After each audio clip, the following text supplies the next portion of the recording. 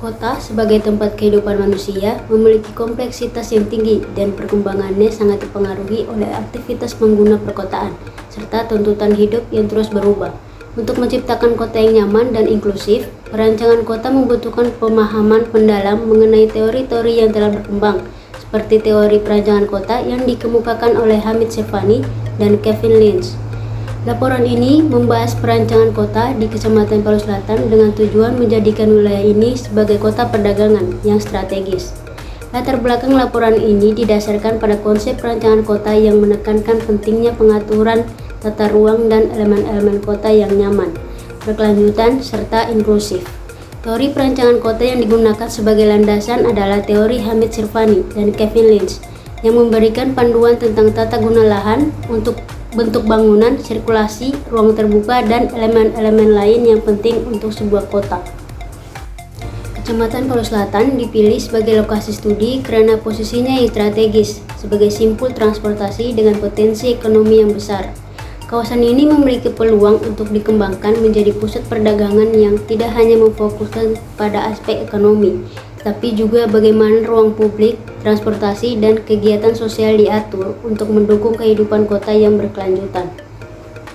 Dan rumusan masalah dari laporan ini, yang pertama, bagaimana teori Hamid Sirvani dan Kevin Lynch dapat diterapkan dalam merancang sebuah kawasan perdagangan di Kecamatan Palu Selatan. Rumusan masalah yang kedua, bagaimana teori Hamid Sirvani dan Kevin Lynch dapat diterapkan untuk menentukan lokasi yang optimal bagi pengembangan kawasan perdagangan di Kecamatan Palu Selatan, sehingga dapat menciptakan lingkungan kota yang baik. Dan tujuannya, yang pertama, untuk mengetahui rancangan kawasan perdagangan menggunakan konsep-konsep yang dikemukakan oleh Hamid Sirvani dan Kevin Lynch.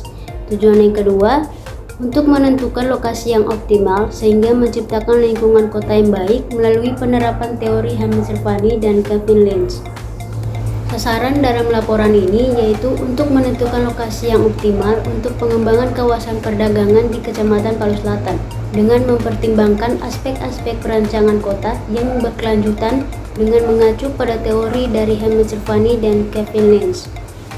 Dan manfaat dari penulisan ini yaitu untuk pengembangan kawasan yang terarah.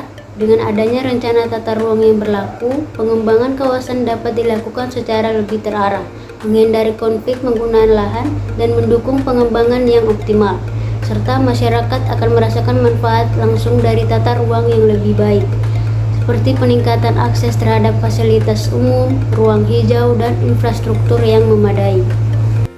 Ruang lingkup pada laporan kami yaitu di Kecamatan Palu Selatan yang merupakan kecamatan hasil pemekaran dari wilayah induk Kecamatan Palu Timur.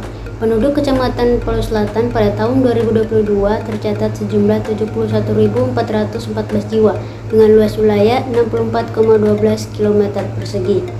Kecamatan Palu Selatan terdiri dari 5 kelurahan yaitu Kelurahan Birobuli Selatan, Kelurahan Petobo, Kelurahan Birobuli Utara, Kelurahan Tatura Utara, dan Kelurahan Tatura Selatan. Kecamatan Palu Selatan merupakan bagian dari kota yang mempunyai batas-batas administrasi sebagai berikut. Sebelah utara berbatasan dengan Kecamatan Palu Timur, sebelah timur berbatasan dengan Kecamatan Mantikelore, dan sebelah selatan berbatasan dengan Kecamatan Sigi Biromaru, Kabupaten Sigi, dan sebelah barat berbatasan dengan Kabupaten Tatanga. Lokus studi kami berada pada titik tengah wilayah kecamatan, dan wilayah ini juga terdapat simpul sebagai jalur utama setelah keluar dari Bandara Udara Mutiara Sis Al Jufri. Tinjauan pustaka pada laporan ini berisi penjelasan tentang 8 elemen dari teori Hamid Sirvani, Urban Design Process, dan 5 elemen Kevin Lynch, The Image of the City.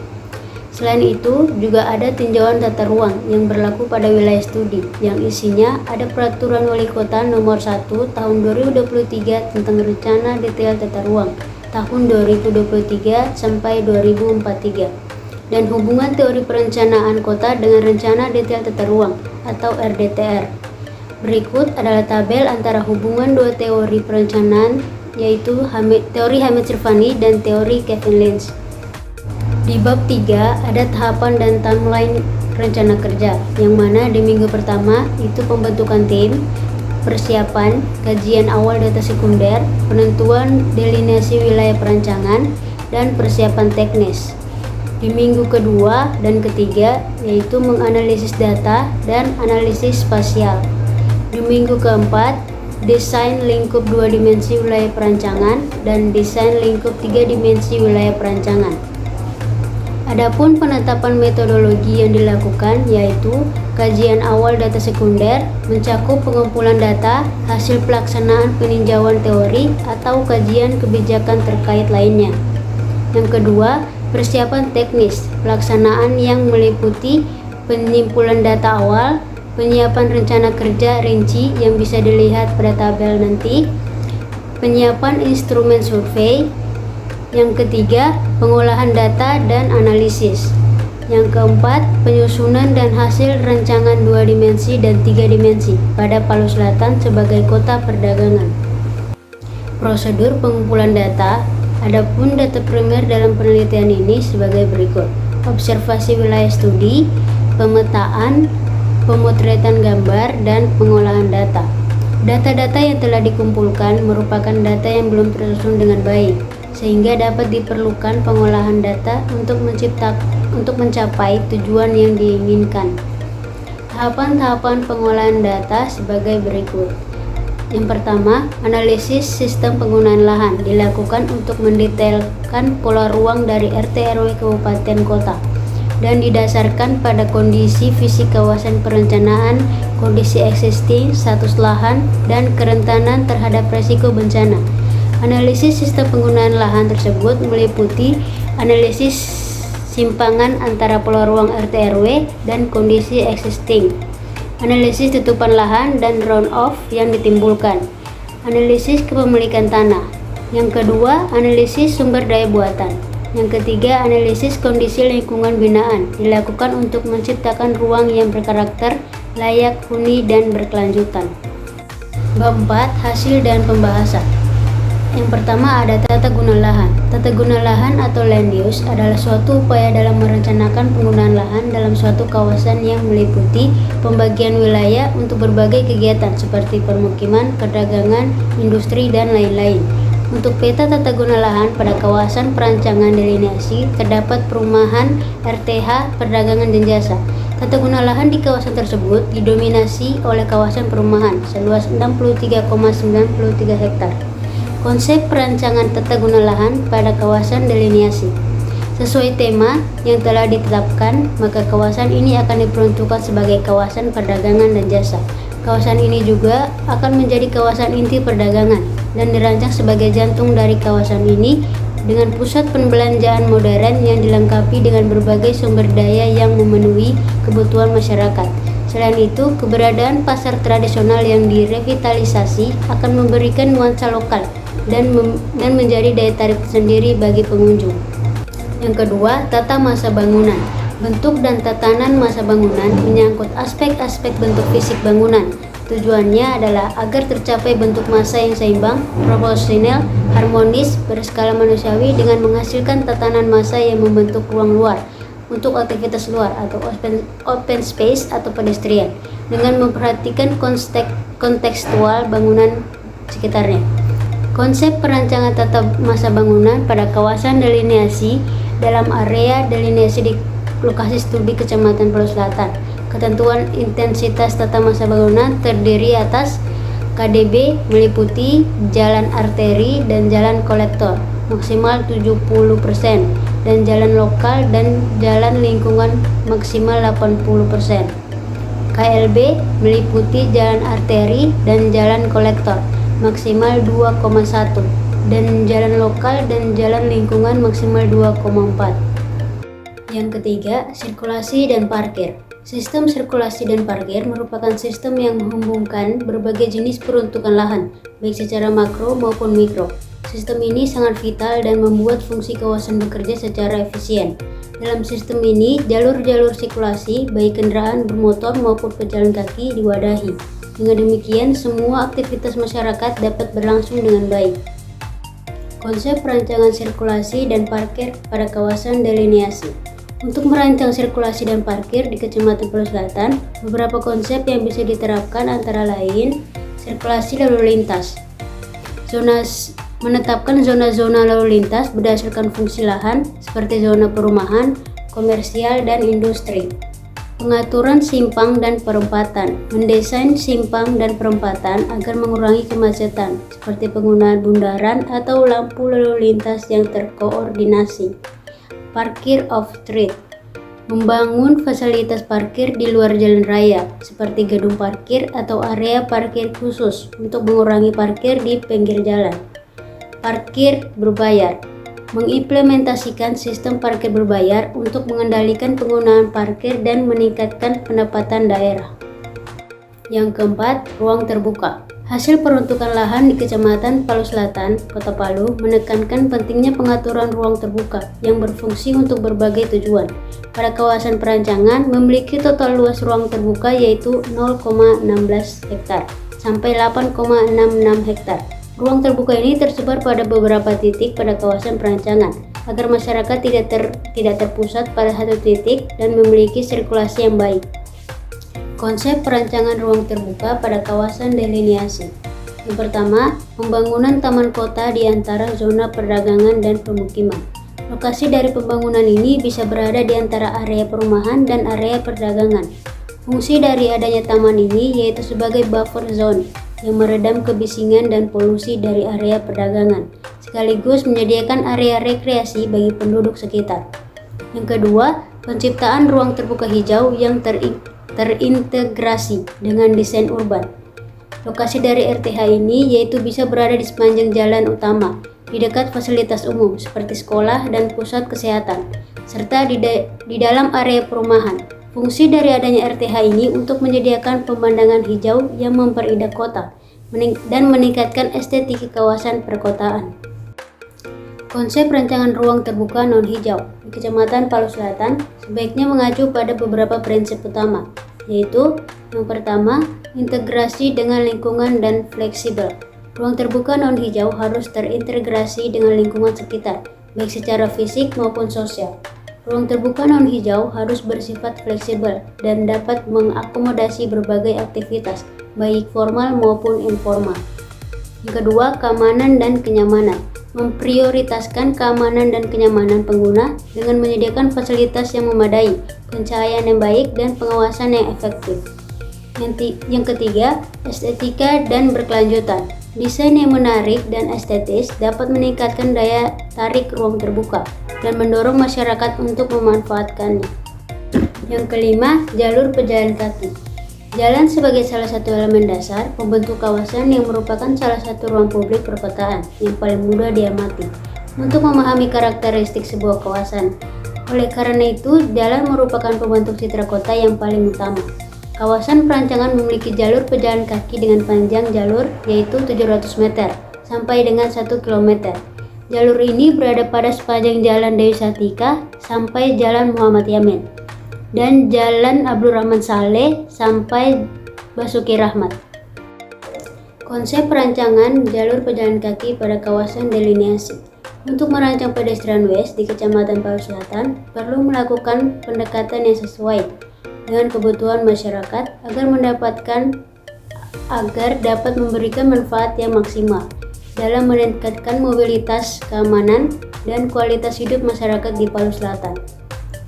Konsep yang pertama yaitu mendesain jalur pejalan kaki dengan menggunakan material yang tahan lama dan nyaman seperti paving block, beton, atau aspal dengan permukaan yang halus.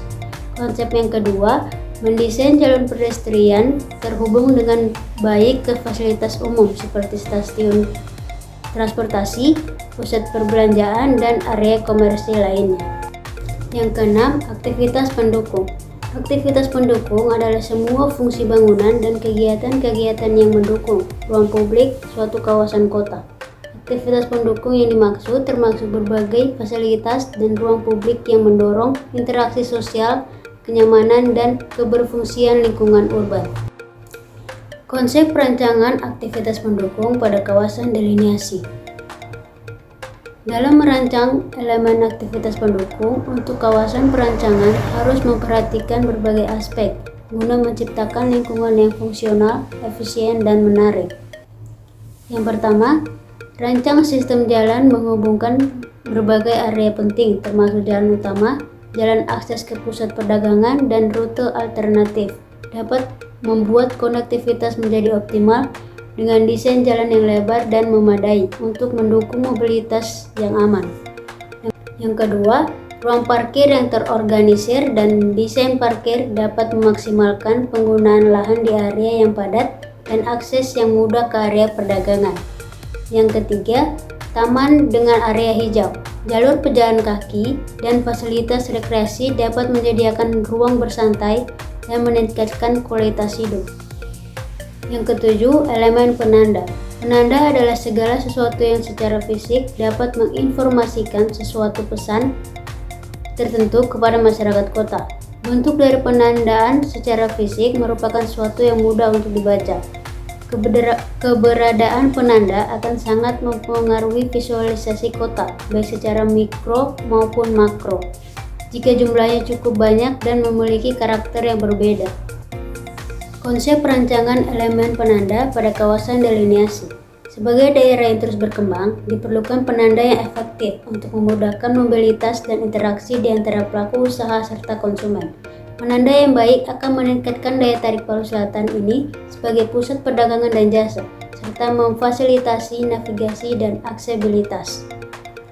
Yang pertama, penanda nama bangunan ditempatkan di posisi strategis seperti pintu masuk utama atau fasad bangunan.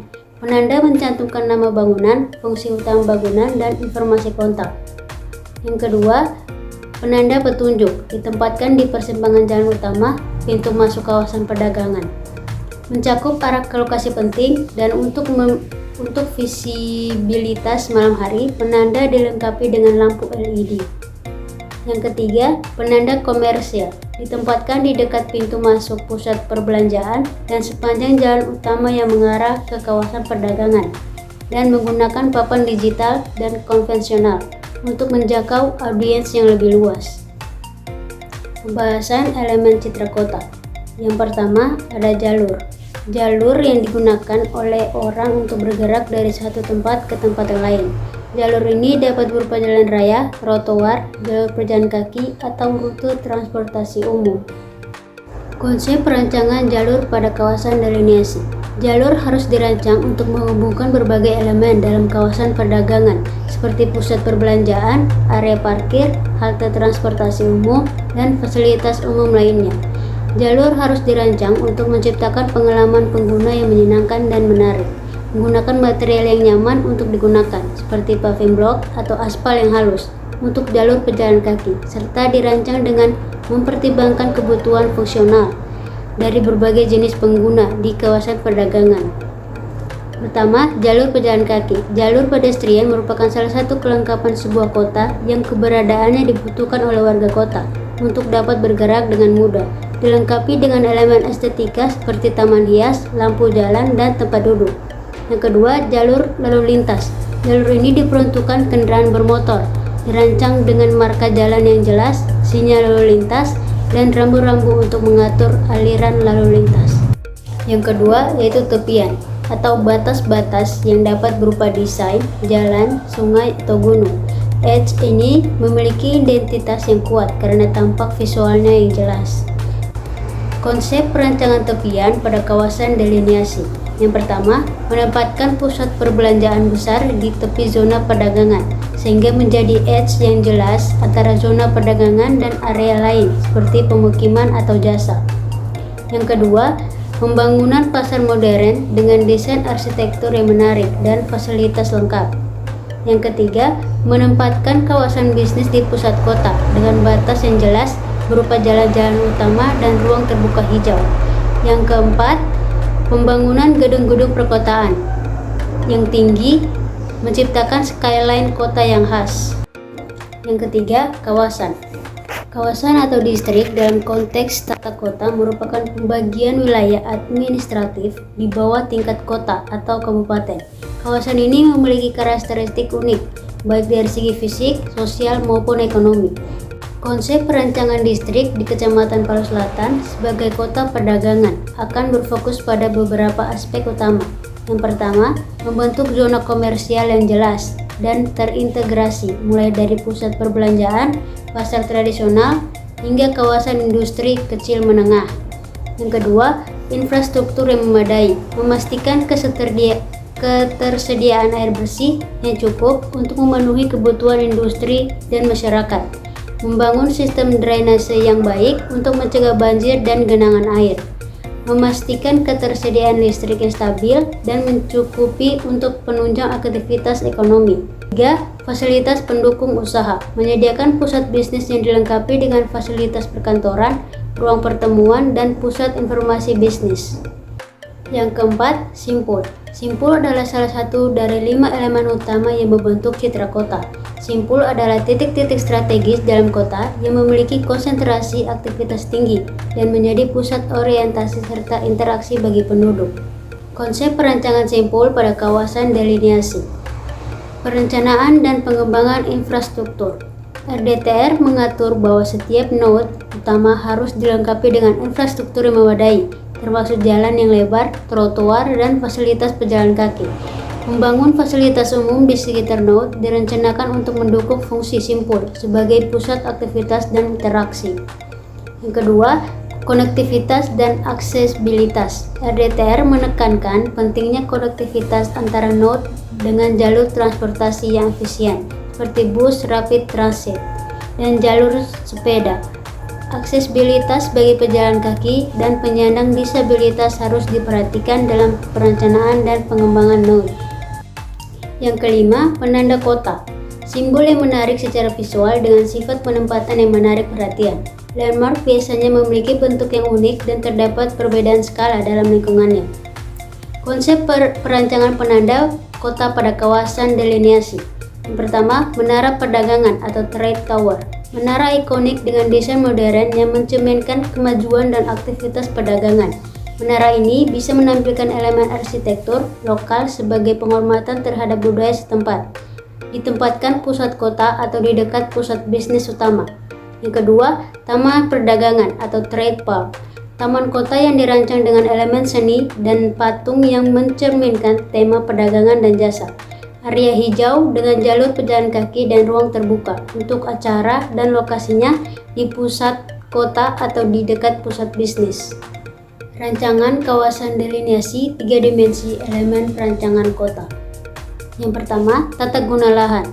Zonasi dalam pengembangan tata ruang pada kawasan perancangan dikelompokkan berdasarkan fungsi penggunaan lahan.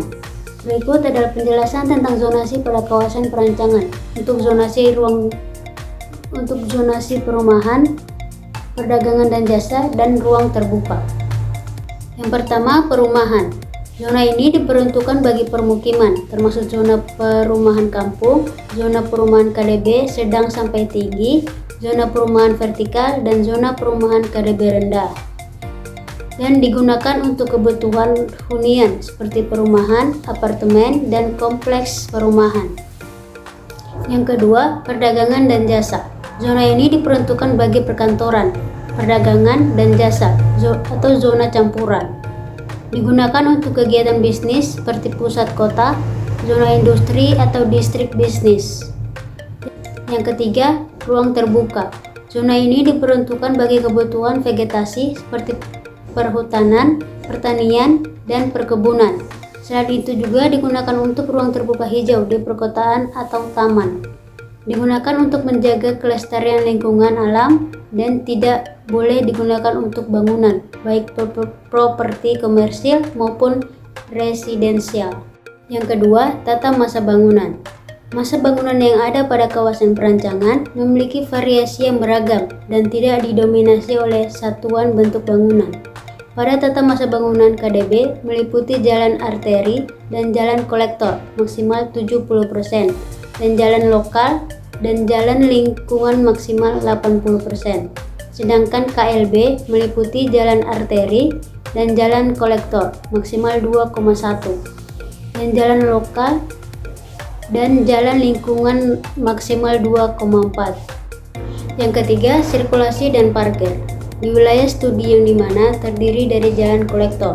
Berikut mengenai detail jaringan jalan, jalur kendaraan, dan aksesibilitas di Kecamatan Palu Selatan. Yang pertama, jaringan jalan. Beberapa jalan kolektor di Kecamatan Palu Selatan antara lain Jalan Basuki Rahmat, Jalan Mohyamin, dan Jalan Abdurrahman Saleh. Jalan-jalan ini berfungsi sebagai koridor utama yang menghubungkan pusat kota dengan wilayah selatan dan daerah sekitarnya. Yang kedua, jalur kendaraan. Kebanyakan penduduk menggunakan kendaraan pribadi seperti mobil dan sepeda motor untuk mobilitas harian. Jalan utama biasanya memiliki kapasitas yang memadai untuk menampung volume kendaraan yang tinggi. Selanjutnya, lahan parkir. Penerapan pada kawasan perancangan yaitu pemilihan kawasan parkir terpusat atau off-street yang terdapat pada beberapa lokasi strategis seperti area mall, area perdagangan, dan ruang terbuka. Yang keempat, ruang terbuka publik. Ruang terbuka publik seperti taman, plaza, atau alun-alun adalah area yang didedikasikan untuk penggunaan umum. Tempat ini menjadi paru-paru bagi lingkungan perkotaan, menawarkan ruang bagi masyarakat untuk bersosialisasi, beraktivitas, dan menikmati alam.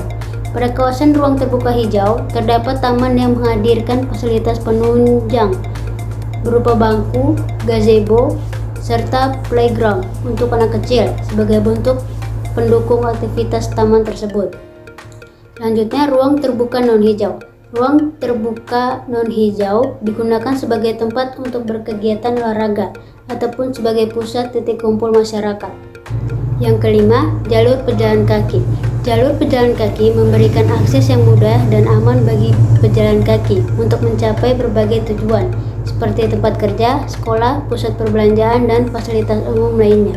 Jalur pejalan kaki pada kawasan rancangan terdapat pada jalur utama, yaitu Jalan Dewi Sartika sampai Jalan Muhammad Yamin, dan di Jalan Basuki Rahmat sampai Jalan Abdurrahman Saleh. Sepanjang jalan ini terdapat berbagai macam fasilitas perdagangan dan penunjang lainnya. Lebar minimum jalur pejalan kaki harus disesuaikan dengan klasifikasi jalan, yang dimana lebar minimum jalur pejalan kaki adalah 1,50 meter. Trotoar yang lebar memberikan ruang yang cukup bagi pejalan kaki untuk bergerak dengan nyaman dan menghindari hambatan. Dan pemasangan tempat duduk, tempat sampah, dan penunjuk jalan akan meningkatkan kenyamanan pejalan kaki. Yang keenam, aktivitas pendukung. Aktivitas pendukung seperti area layanan dan fasilitas umum berperan penting dalam mendukung fungsi utama kawasan perdagangan serta meningkatkan kenyamanan dan kebutuhan pengguna di Kecamatan Palu Selatan. Berikut adalah rancangan aktivitas pendukung berupa fasilitas kesehatan, peribadatan, perdagangan, serta ruang terbuka pada kawasan rancangan. Yang ketujuh, elemen penanda. Pada kawasan perancangan, elemen penanda tersebar di beberapa titik pada jalan utama, yaitu pada Jalan Dewi Sartika sampai Jalan Muhammad Yamin dan di Jalan Basuki Rahmat sampai Jalan Abdurrahman Saleh. Elemen ini berupa tanda jalan, papan informasi, rambu lalu lintas, dan papan penanda umum lainnya. Rancangan kawasan delineasi 3 dimensi, elemen citra kota. Yang pertama, ada jalur. Pada kawasan perancangan terdapat jalur kolektor dan jalur sekunder sebagai jaringan jalan yang bisa menghubungkan berbagai aktivitas. Jaringan jalan ini memiliki jenis perkerasan yang sama, yaitu menggunakan aspal. Arah pergerakan dari jaringan jalan ini, yaitu pada jalan utama memiliki 2 arus yang dipisahkan oleh pembatas fisik atau jalur hijau, sedangkan pada jalan sekunder memiliki arus bolak-balik pada jaringan jalannya. Yang kedua, tepian. Pada kawasan perancangan terdapat beberapa titik bangunan yang menjadi sebuah tepian atau pembatas antara kawasan satu dan lainnya. Tepian ini juga berfungsi sebagai penanda sebuah identitas sebuah kawasan. Pada kawasan perancangan, tepian ini tersebar di beberapa lokasi. Tepian ini berupa mall dan hotel. Berada pada tepian antara kawasan delineasi sebagai kawasan perdagangan dengan kawasan perumahan. Mall ini berfungsi sebagai pembatas yang menandakan bahwa ketika masuk dalam kawasan ini, itu berada dalam kawasan pusat perdagangan. Yang kedua, ruang terbuka. Konsep yang kedua, ruang terbuka, yang berada di antara kawasan permukiman dan kawasan perdagangan dan jasa. memiliki fungsi sebagai ruang yang menyediakan ruang publik untuk rekreasi dan aktivitas sosial, serta membentuk tepian yang memisahkan zona-zona berbeda. Penciptaan ruang terbuka hijau yang terintegrasi dengan desain urban dapat memperindah kota dan meningkatkan kualitas hidup masyarakat. Yang ketiga, kawasan. Pada kawasan perancangan terdapat 3 kawasan utama, yaitu kawasan perumahan, kawasan perdagangan, dan kawasan ruang terbuka. Kawasan ini memiliki fungsi dan perannya masing-masing. Adanya kawasan ini mampu membentuk citra sebuah kawasan. Berikut rancangan kawasan yang ada pada kawasan perancangan. Yang keempat, simpul. Dalam kawasan rancangan terdapat jalan simpul utama yang berada di Jalan Dewi Sartika sampai Jalan Muhammad Yamin dan di Jalan Jenderal Basuki Rahmat sampai Jalan Abdul Rahman Saleh.